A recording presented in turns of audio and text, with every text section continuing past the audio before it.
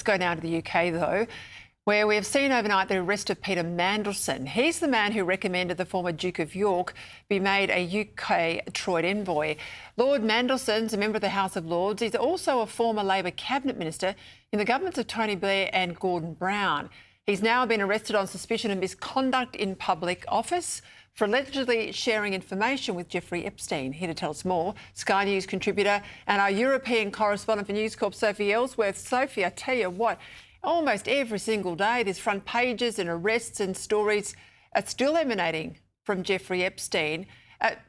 We've got both Mandelson now and Andrew Mountbatten Windsor on the same charge.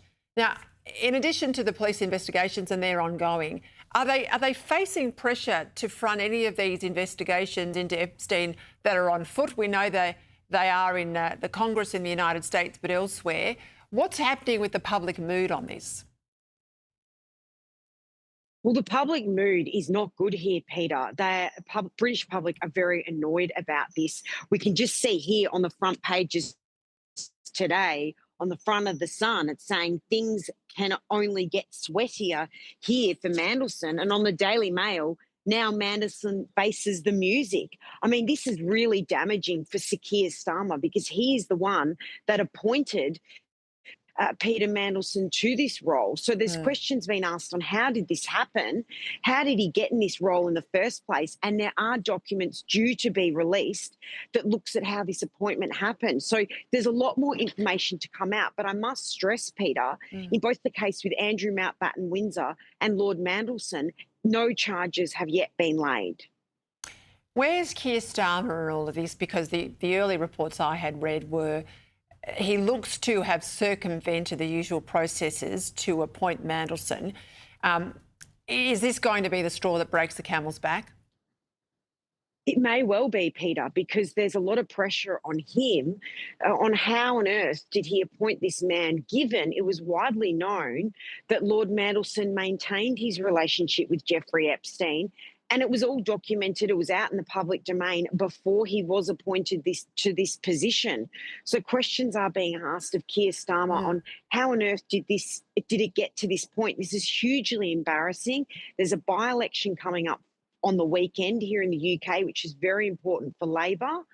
And then we've got elections in Scotland and Wales coming up. So the next few months will be very trying for the Prime Minister, who is doing very poorly in the polls here, I might add as well. And of course, the former Prince has spent his whole life inside the royal family and under enormous scrutiny and often accompanied by security details everywhere he has gone. So there'll be interest in what the former police security detail heard or saw. And you've spoken, I understand, to a former head of Scotland's Royal Yard, the protection team at Scotland Yard for the Royals, who was in command there from 94 to 98.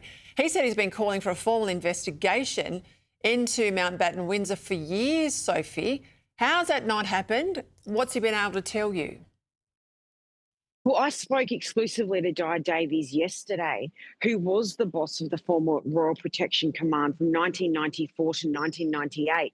And he said he's been calling this for many years for a formal investigation, particularly after the release of that image of Andrew Mountbatten Windsor with Virginia Giuffre back in 2001. And he also spoke about this shortly after that infamous BBC Newsnight interview that Andrew Mountbatten Windsor did with Emily Maitlis. But he said to me that basically Andrew Mountbatten Windsor is guilty 10 times over in the court of public opinion. Now, I must stress he's always denied any wrongdoing, but this is awfully shaky ground for Andrew Mountbatten Windsor, and whether charges are laid against him and Lord Mandelson, we can only wait and see, Peter. Yeah, and look, this whole debate about the royal succession is number 8. He's hardly likely to ever get the throne, but fine, take him out of the royal succession.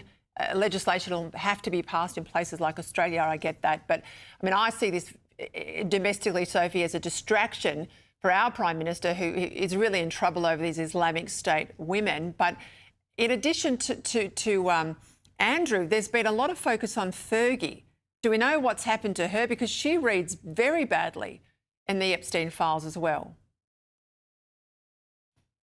She does, Peter. She looks terrible out of all of this as well, but she seems to have gone into hiding. She hasn't been seen in public since December. There were reports that she was at a Swiss mental health clinic, which was some exorbitant amount. I think it was about $20,000 a night. She was checked into there over the month of January, but she's nowhere to be seen. And we Mm. know they've been joined at the hip for decades, even though they are divorced. So more will certainly come out about her, I suspect.